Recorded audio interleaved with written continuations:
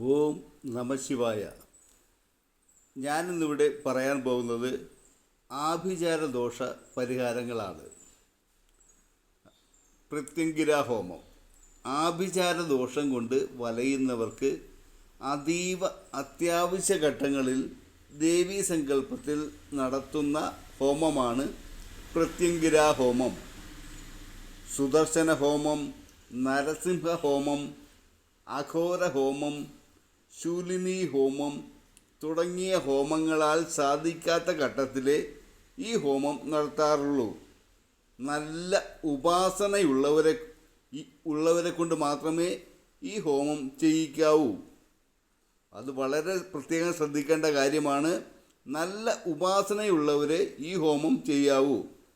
ദൃഷ്ടിദോഷം, ശാപം, നേർച്ചകൾ ഇവയെല്ലാം മാറുന്നതിന് പ്രത്യങ്കിരാ ഹോമം അത്യുത്തമമാണ്.